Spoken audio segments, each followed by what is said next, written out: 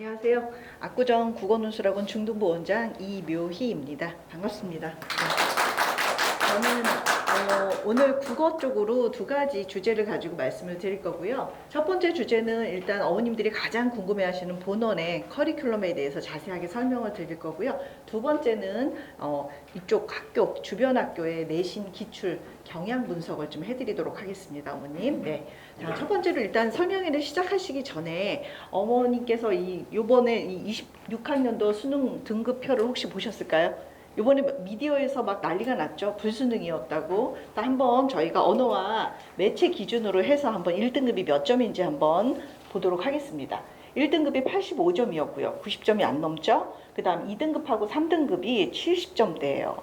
저희는 초등학교 때 국어를 한다 그러면 그냥 공부 안 하고 가서 그냥 90점, 100점 맞는 게 국어였잖아요. 근데 이제는 국어는 완전히 불수능이 됐습니다. 근데 언제부터 불수능이 됐냐라고 물어보신다면 2018년도가 이제 영어가 절대평가로 바뀌면서 변별을 할 과목이 없어진 거예요. 그래서 국어를 그때부터 어렵게 냈거든요. 그래서 혹시 요즘 유행하는 말 한 번쯤 들어보셨죠? 집 팔아도 국어가 안 된다. 그런 말들이 지금 굉장히 유행이거든요. 근데 저희가 집을 팔아서까지 대학을 보내기는 너무 힘들잖아요. 네. 그래서 지금 모든 영어 수학학원에서도 설명회를 하게 되면은 거기 영수 원장님들이 꼭 어머님들께 당부하시는 말씀이 있어요. 자기들이 영어하고 수학을 가르치다 보니 아이들이 문제를 이해를 못한대요. 이게 국어로 된 문제인데 이해를 못한대요. 그러면 모국어인 국어를 아이들이 왜 이렇게 못하는 걸까요? 생각해 봤더니 문해력이 문제였습니다. 문해력의 원인이 뭐가 될까요? 어휘력이거든요. 아이들이 디지털 세대다 보니까 책을 읽을 시간이 많이 없고요. 그러다 보니까 어휘력이 이제 떨어지거든요. 그래서 제가 하나의 예시를 좀 보여드릴 건데요. 첫 번째 예시를 보시면 이게 2019학년도 수능에 불수능이라고 아주 유명했던 어휘 문제였거든요. 보시면 A에서 E까지를 주고 나서 이 어휘를 문맥상 다른 어휘로 바꿀 수 있는지를 물어보는 문제였는데 오답률이 매우 높았습니다. 그러면 보기를 한번 볼까요? 진작하다, 고안하다, 소지하다, 설정하다 이런 단어들이거든요. 아이들이 이런 거 일상생활에서 전혀 쓰지 않는 단어들이거든요. 그러면 이 문제를 맞춘 친구들은 어떤 친구들이 문제를 맞췄을까요? 네, 평소에 책을 좀 많이 즐겨 읽었던 친구들이 이 단어의 정답을 맞췄습니다. 두 번째로 15번 문제에 다투라는 단어가 나왔었거든요. 아이들이 시험을 보고 나와서 자기는 태어나서 정말 처음 보는 단어였다라는 말을 많이 했대요. 오답률이 매우 높았거든요. 그런데 전문가가 찾아보니까 이미 초등학교 국어 교재에도 수록이 돼 있었고요. 심지어 소나기라고 아주 유명한 문학작품이 있죠. 중학교 교재에 나와 있는 그 부분에서 바투도 또 나와 있었습니다. 그러니까 아이들이 굳이 어려운 공부를 하지 않아도 초등학교와 중학교 국어 교재만 열심히 공부를 했어도 이 단어를 맞출 수 있었다는 얘기죠. 자, 그래서 제가 어머님들께 요거는 이제 지나가고요. 어머님들한테 그러면 어떻게 우리 아이 중학교 1학년 때부터 좀 어휘도 잡고 싶고 그다음 개념도 좀 제대로 잡아주고 싶다. 그럼 어떤 공부를 할 수 있을까? 제가 좀 팁을 좀 드리도록 할게요. 그래서 요 문학 갈래의 체계표를 제가 만들어 봤는데 중학교 1학년부터요. 고등학교 3학년 때까지 내신을 보는 내내 학교든 학년이든 불문하고 요 문제는요. 한 문제에서 두 문제씩 모든 학교에서 출제가 됩니다. 그래서 아이들한테 집에 가셔서 한번 물어보세요. 너 소설의 갈래의 특징에 대해서 알고 있는 게 있는지, 시의 이런 특징에 대해서 알고 있는 게 있는지. 여기서 모든 시험 문제가 다 출제가 되고 있고 특히 중학교 1학년에서는 중간고사 때 선생님들이 이걸 반드시 체크하십니다. 그래서 이 표를 어머님들께서 한번 찍어가 보셔서 아이한테 얼만큼 알고 있는지를 한번 확인 한번 해주시면 좋을 것 같습니다. 제가 이제 개념어도 한번 정리를 해봤거든요. 개념을 보시면 제가 여기서 써놨죠. 나는 중등 국어 기초가 탄탄한 학생이니까. 가끔 제가 상담을 하다 보면 어머님들께서 그런 말씀하세요. 선행을 많이 하고 왔어요. 이런 말씀 많이 하시고요. 2바퀴 돌렸어요. 3바퀴 돌렸어요. 이렇게 말씀하시거든요. 근데 실제로 아이하고 수업을 하다 보면 아이가 가장 기초적인 거에도 질문을 못할 때가 있어요. 왜 그런가를 생각해 보면 여기 나오는 이런 이 개념어들이 사실은 국어 공부를 할 때 필수적으로 필요한 지식이거든요. 근데 특히 파란색 부분은요. 중학교 1학년생들이 반드시 알아야 내신에서 문제를 풀 수가 있는 그런 개념어입니다. 이 개념어를 걸 모르면 아이가 선지에 나온 문제를 이해를 할 수가 없어요. 그래서 여기 제가 성취 개수를 일부러 좀 만들어 놨거든요. 그래서 어머님들께서 혹시 아이하고 이제 밥 먹다 아이가 조금 기분이 좋은 날, 그런 날 너 혹시 여기서 몇 개나 알고 있는지를 살짝 한번 물어봐 주세요. 그래서 아이가 이게 우리 아이가 성취도가 좀 좋은 편이구나 아니면 좀 심각하구나 이렇게 파악이 좀 되실 것 같습니다. 그렇다면 저희 학원에서는 아이들한테 어떤 교육을 시키고 있는지 제가 커리큘럼을 설명을 좀 드리도록 하겠습니다. 자, 뭐가 많이 복잡하시죠? 네, 제가 하나씩 설명드릴게요. 일단 저희는 국어가 100분이고요. 그리고 논술이 100분입니다. 물론 중간에 10분 정도는 쉬는 시간을 줘야 되겠죠. 그래서 국어 시간에는 일단 수업 진행 순서가 이렇게 됩니다. 오자마자 아이들한테 지난주에 미리 범위를 정해줘요. 그래서 그 범위에 대한 걸 외워갖고 와라 하고 저희가 안내를 합니다. 그럼 아이들이 학원에 오자마자 저희가 10문제를 테스트를 보고요. 그 다음 이 테스트가 끝나면 지난주에 배웠던 국어 복습 테스트를 저희가 복습을 잘 해왔는지 그걸 체크하는 시험을 봅니다. 세 번째로 매일 과제라고 그래서 지난주에 저희가 국어 문학 작품을 여러 개 배웠거든요. 근데 이게 책을 딱 덮는 순간부터 아이들은 머리에서 날아가 버려요. 그럼 어머님들 너무 안타까우시잖아요. 그래서 집에서 지난주에 배웠던 것들을 다시 복습하는 개념으로 과제를 내줍니다. 그래서 이 과제로 아이들이 문제 풀이를 해오면 선생님이 그 문제에 대해서 해제를 해주는 거죠. 마지막으로 저희가 이제 1시간 정도를 통통 국어라고 해서 정규 국어 수업으로 진행이 됩니다. 자, 이렇게 해서 일단 100분이 끝나고 나면 10분이 쉬는 시간을 갖게 되고요. 그 다음 논술 선생님이 체인지가 됩니다. 그래서 논술 시간이 들어오면 독서 퀴즈를 하게 되는데 이 독서 퀴즈는 왜 할까요? 아이들이 요즘 너무 바빠요. 수행평가도 해야 되고 다른 과목 공부도 해야 되니까 책을 읽어와라 그러면은 아이들이 그 인터넷에 들어가서 줄거리를 보고 옵니다. 정말 많습니다. 생각 외로. 그래서 저희가 그걸 방지하기 위해서 이 책을 봤는지 안 봤는지 기본적인 사실만 확인해주는 기본 개념에 저희가 테스트를 봅니다. 그럼 만약에 테스트가 통과가 안 되면 당연히 페널티가 좀 있어야 되겠죠. 그래서 남겨서 30분 동안 페널티 글 읽기를 하고 갑니다. 책 읽기를 하게 됩니다. 아이들 이게 남겨서 친구들은 가는데 나만 남아있는 걸 매우 싫어하거든요. 그래서 요 독서 퀴즈를 하게 되고요. 그 다음에 저희가 이제 비문학이라고 해서 빠작을 과제를 내주는데 이걸 가지고 저희가 해제를 하게 되는 수업이 두 번째입니다. 그 다음 세 번째로 저희가 논술 정규 수업을 하게 되고요. 마지막으로 저희가 과제를 내주면 친구들이 이렇게 집에 가서 이 글쓰기를 해갖고 오게 되는 겁니다. 제가 하나씩 이제 자세하게 설명을 좀 드릴게요. 첫 번째, 요즘 가장 중요한 게 어휘라고 하죠. 근데 저희가 동아출판사 걸로 저희가 어휘하고 비문학 교재를 쓰고 있거든요. 근데 동아출판사하고 저희 본원하고 콜라보레이션을 맺었어요. 그래서 동아출판사에서 많은 지원을 지금 받고 있거든요. 그래서 이 어휘를 외워갖고 오면은 아이들이 이렇게 시험지를 받게 됩니다. 그럼 시험이 10개의 문제가 있지만 5개는 지금 어휘의 뜻을 쓰는 거고요. 그다음 5개는 어휘에 맞는 제목을 쓰는 게 시험이거든요. 그래서 아이들이 이 중에서 일정 점수가 미달이 되면 남아서 다른 시험지로 제2차 시험을 보고 집에 가야 하는 겁니다. 그래서 아이들 한번 결과지를 좀 보여드릴게요. 자, 보시면 아이들이 여기 100점 맞았으니까 기분 좋게 갔겠죠. 예, 그리고 엄마한테도 되게 칭찬받았을 겁니다. 자, 이 아이는 지금 40점을 받았죠. 매우 속상합니다. 자기가 공부는 안 했지만 남는 건 싫거든요. 자, 그래서 아이들한테 이렇게 멋져요라는 도장과 힘내요라는 도장을 찍어서 아이들한테 배부를 하게 됩니다. 그럼 어머님들께서 어떤 단어를 틀렸는지를 확인이 가능하시게 됩니다. 두 번째는 국어 테스트를 보게 되죠. 그래서 지난주에 배웠던 국어 테스트의 그 기본 개념을 이 아이가 복습을 잘 해왔는지를 파악하는 문제고요. 자, 아이들의 시험지를 보여드리면 이렇게 잘한 친구가 딱 벌써 보이시죠?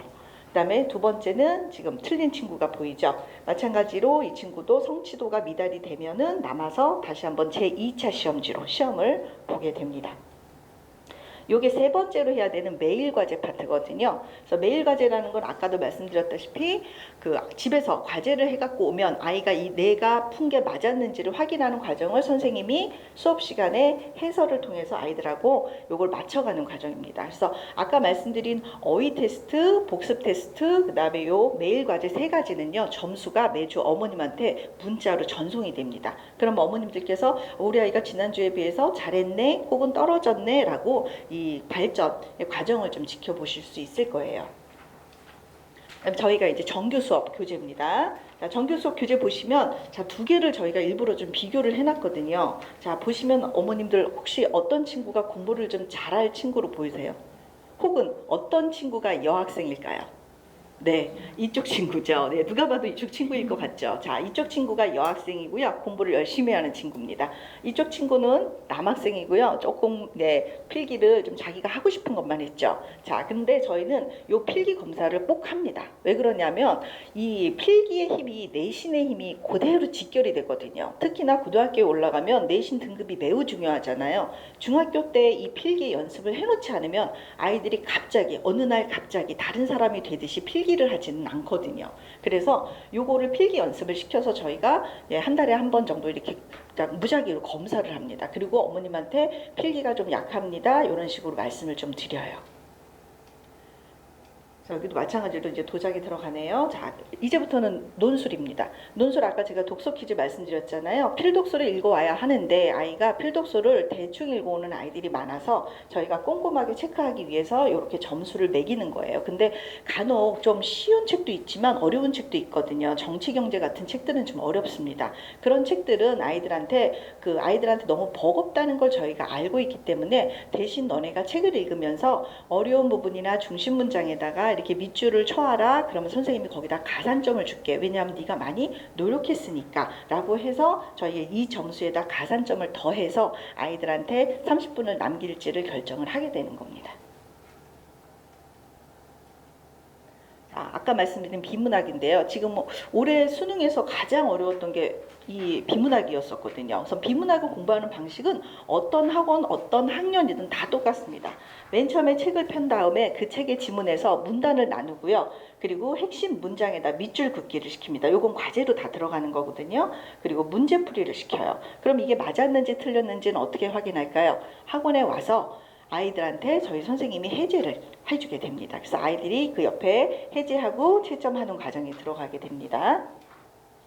자, 요거는 이제 아이들이 선생님이 내준 글쓰기에 따라서 글을 쓴 거거든요. 이렇게 보면 글씨도 지금 굉장히 많이 차이가 나고 있죠. 네, 요거는 저희가 원고지 사용법을 좀 알려주기 위해서 이렇게 형식 첨삭을 들어간 거예요. 그래서 요즘은 아이들이 그 학교에서 수행평가가 워낙 많기 때문에 불시에 갑자기 원고지 쓰기를 시키거든요. 그러면 아이들이 이미 알고 있어야 점수가 잘 나올 테니까 저희가 요거를 미리미리 이런 식으로 형식 첨삭을 통해서 원고지 사용법을 제대로 가르쳐 주고 있습니다.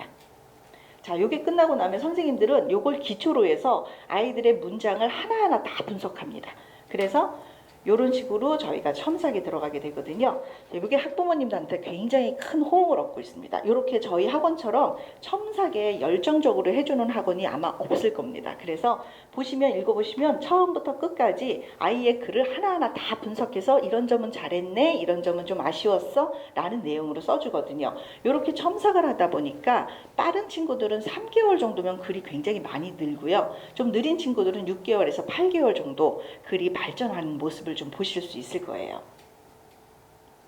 자, 이제는 여태까지는 제가 이 커리큘럼을 설명을 드렸다면 내신 기출 경향 분석을 해드릴 건데 혹시 오늘 오신 분들 중에 제가 혹시 자제분들 그 학교를 좀 여쭤봐도 될까요? 혹시 광희중학교로 갈 것 같다. 안 계신가요? 그럼 무학중학교로 갈 것 같다. 손 좀, 네, 무학중학교. 옥정중학교로 갈 것 같다. 아, 네, 옥정 있으시고 동마중학교. 네, 그 다음 한대부중 혹시 있으실까요? 아, 한대부중. 그럼 혹시 아직 손 안 드신 분은 어디 학교일까요? 아, 행단중학교. 아, 아직 미정이시군요. 네네, 알겠습니다. 제가 학교별로 이따 분석을 해드릴 거니까 본인 이제 아이의 학교가 나오면 좀 집중적으로 들어주시면 감사할 것 같고요.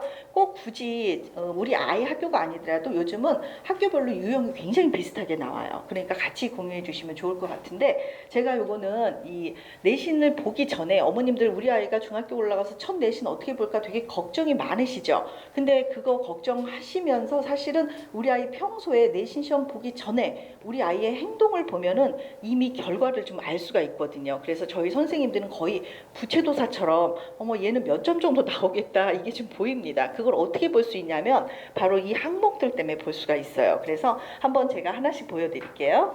자, 평가 한번 보면 내신 결과를 아직 안 나왔지만 사전 평가를 할 수 있는 항목이거든요. 자, 시험 기간 동안에 시험 범위를 매주 질문하는 친구들이 있습니다. 특히 남학생들이 그렇습니다. 선생님, 시험 범위가 어디서 어디까지라고요? 매주 질문합니다. 외우질 않습니다. 절대적으로. 두 번째는 프린트를 학교에서 준 프린트 어디 갔니? 그러면 모른대요. 어디 갔는지 자기도 모르겠대. 엄마한테 물어보겠다고 얘기해요. 학교에서 받았는데 그걸 엄마한테 물어본다는 친구들이 좀 많고요. 세 번째는 시험 범위에서 선생님들이 나중에 너무 많아서 중간에 빼는 게 있거든요. 근데 과제를 빠진 부분을 굉장히 열심히 해온 친구들이 있어요. 그래서 그걸 왜 해왔니? 그러면 이거 시험 범위 빠졌어요? 이러고 저한테 물어봐요. 그래서 너 학교 다니는 거 맞지? 이렇게 제가 물어보거든요. 그래서 이런 친구들은 좀 사실 시험에 대해서 관심이 별로 없다. 이렇게 보셔야 됩니다. 그 다음에 수업 교재하고 프린트를 정말 자주 안 갖고 오는 친구들이 있어요. 왜냐하면 학원에는 복사기라는 좋은 문물이 있으니까 선생님 복사해 주세요를 너무너무 잘하거든요. 근데 그 복사를 해서 자기가 관리를 잘하면 되는데 던져버려요. 그러면 자기가 공부하기 싹 사그라들거든요. 그래서 이걸 관리를, 교재 관리를 굉장히 잘 해주셔야 되고요.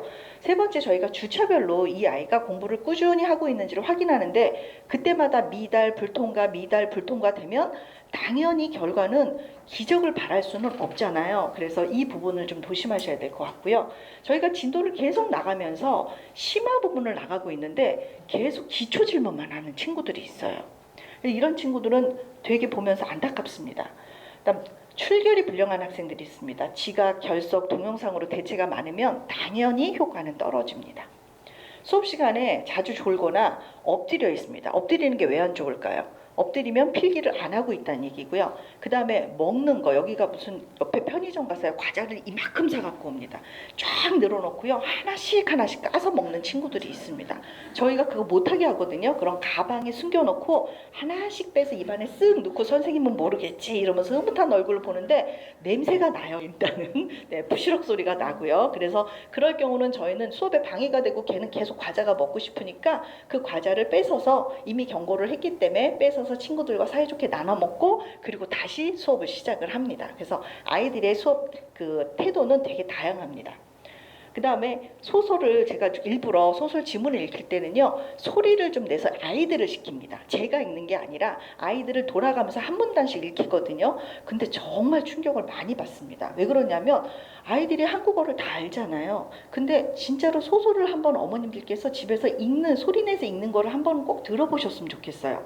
아이들이 끊어 읽기가 정말 엉뚱한 데서 끊어 읽어요. 그래서 제가 약간 교포인가 그런 생각이 들 정도로 아이들 끊어 읽기가 너무 안 되는데 끊어 읽기가 안 된다는 얘기는 구조 독해가 안 된다는 얘기예요. 그래서 어머님들께서 한번 슬쩍 소리내서 읽어볼래 하고 한 번씩은 어머님들이 시켜보시면 좋을 것 같습니다.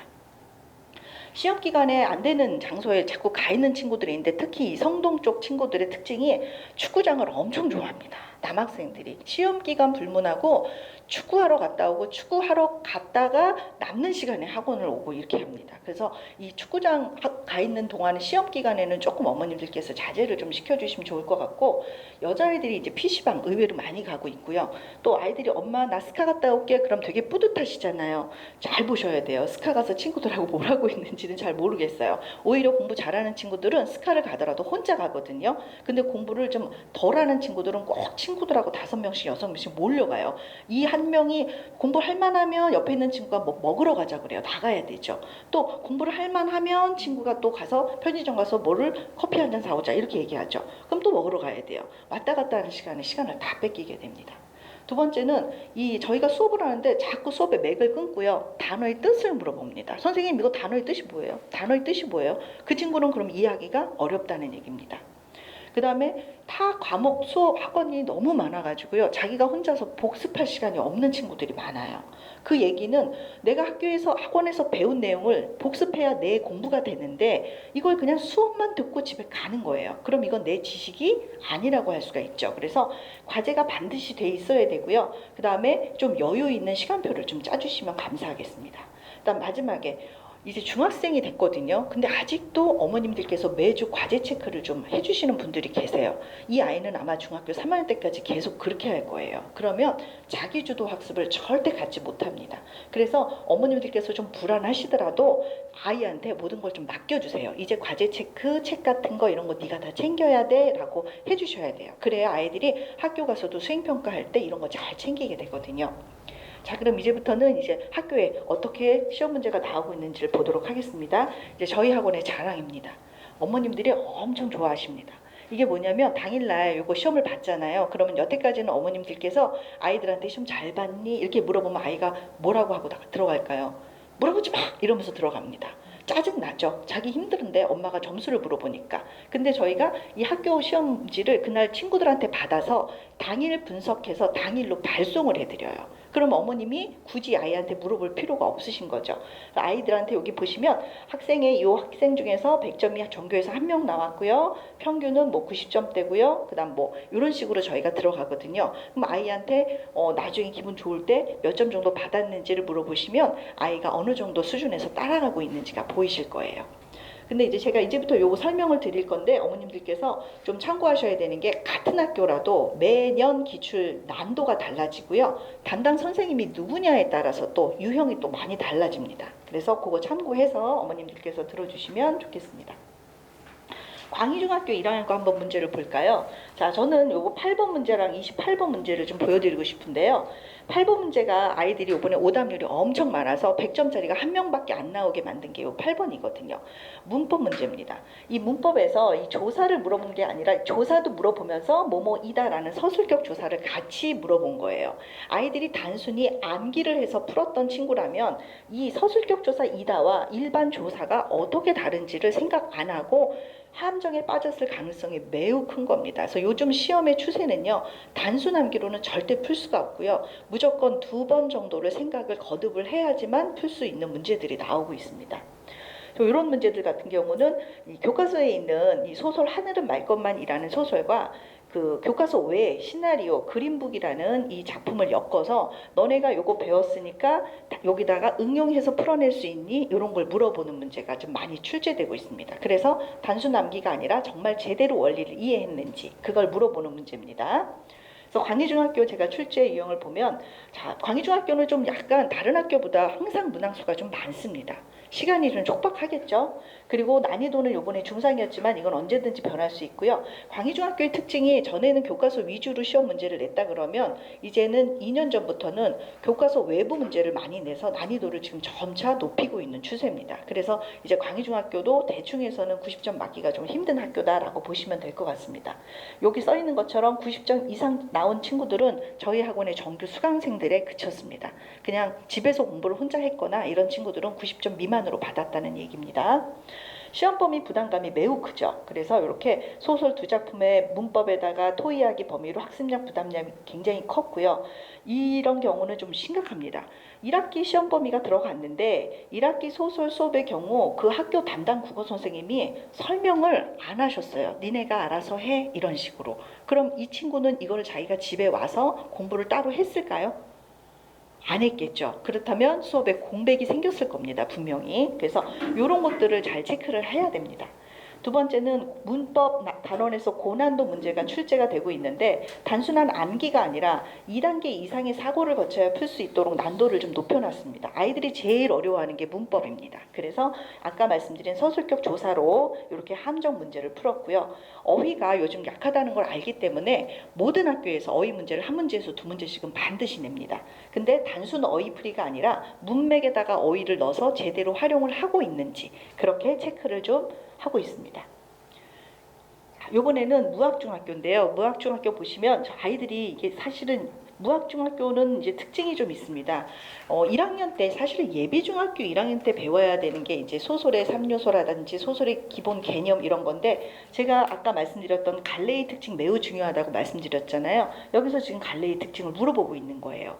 예비중학교 1학년도 아니고 지금 1학년인데도 가장 기본을 물어보고 있다는 얘기고요. 두 번째도 마찬가지로 이 소설의 3요소도 예비중학교 1학년 때 끝냈어야 되는 거를 지금 여기서 물어보고 있는 거예요. 그래서 기본을 굉장히 잘 물어보고 있는 학교구나 라고 생각해 주시면 될 것 같고요. 이 문제는 왜 넣냐면 아이들이 이 보기 중에서 이 문제에 맞는 답을 골라내는 건데 아이들이 정말 싫어하는 문제 유형입니다. 이걸 다답형 선지라고 그러는데 답이 이렇게 여러 가지가 들어가 있죠. 그러면 어머님들 이렇게 보실 때 어떤 게 아이들이 헷갈릴까요? 이런 거 4번과 5번 이런 거 진짜 헷갈립니다. 그럼 이거 공부 어떻게 해야 될까요? 눈으로 쓱 보고 가면 당연히 틀립니다. 정확하게 원리를 이해하고 개념을 정확하게 파악해야만 4번과 5번에서 함정에 빠지지 않게 됩니다. 무학중학교 두 번째 요거는 이제 그 갈등의 종류에 대한 문제를 냈고요. 이런 문제는 문법 문제 같은 경우에 보기가 아이들이 왜 어렵냐면 교과서에 나와 있는 보기는 이제 거의 쓰지 않습니다. 선생님이 창작으로 만드시든지 아니면 외부에서 이렇게 갖고 오세요. 그러니까 아이들이 단순히 외워서는 이제 문법 문제를 풀 수가 없다는 얘기죠. 정말 열심히 다양한 유형의 문제를 풀어봐야 됩니다. 그래서 무학중학교 보면 요번에 만점자가 이제 본원에서 나왔죠. 어렵습니다. 무학중학교가 작년, 재작년, 올해 계속 어려웠습니다. 만점자 나오기 힘들거든요. 본원에서만 계속 만점자가 나오고 있는데 그만큼 선생님이 아이들 보강을 통해서 열심히 수업을 하고 계시다는 증거예요. 첫 번째 학습량의 부담을 보시면 소설 동백꽃 교과서 소설이고요. 그 다음 요거는 프린트 소설입니다. 프린트로 따로 배부해 주신 건데 진짜 시험 문제는요. 어디서 더 많이 나왔냐면 학교 소설인 동백꽃보다 외부 작품인 고전 이 홍길동전에서 서술형 객관식 진짜 많이 출제하셨습니다.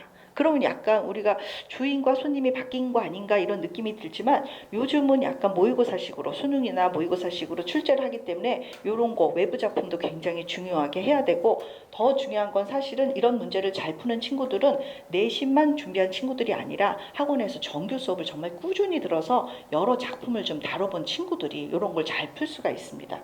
그리고 다답형 문제가 지금 많이 출제되고 있고요.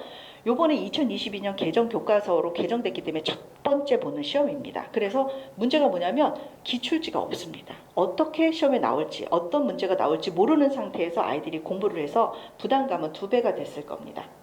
그리고 이 무학중 같은 경우에는 어머님들께서 잘 들어주셔야 되는 게 얘네가 1학년하고 2학년이 기말고사를 없애버렸어요. 학교에서. 국어가 요즘 불수능인데 어떻게 국어를 없앴을까 저도 되게 의문이거든요.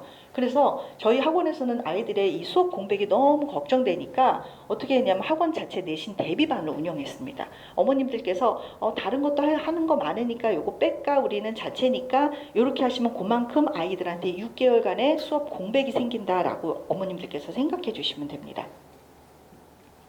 자, 다음은 동마중학교인데요.